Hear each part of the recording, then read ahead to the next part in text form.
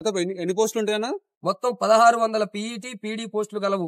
కేవలం ప్రభుత్వం 16 పోస్టులు మాత్రమే యాడ్ చేసింది. గత ప్రభుత్వం 164 పోస్టులు వేస్తే ఇప్పుడు కేవలం 16 పోస్టులు మాత్రమే యాడ్ చేసింది ప్రభుత్వం.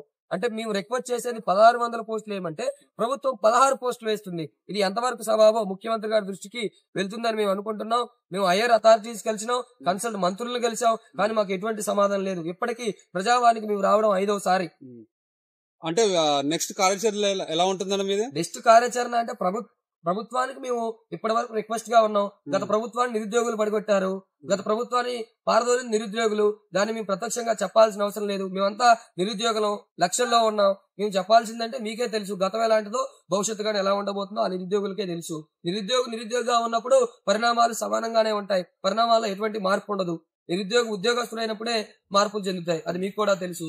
అని మీ ముఖ్యమైన డిమాండ్ ఏందన్నా? మా ముఖ్యమైన డిమాండ్ మెగా డిఎస్సీలో 1600 పీఈటీ పోస్టులు కలిపి నోటిఫికేషన్ వేయాలి. జూనియర్ లెక్చరర్ పోస్ట్ తక్షణమే నోటిఫికేషన్ ఇవ్వాలి.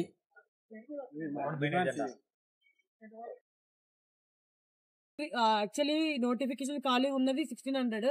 ఇప్పటివరకు నోటిఫికేషన్ అనేది రిలీజ్ చేయలేదు. మేము ఇప్పుడు 5th టైం మేము ప్రజాభవన్ కి వచ్చినది. లోపల అధికారులు ఏం చెప్తున్నామా?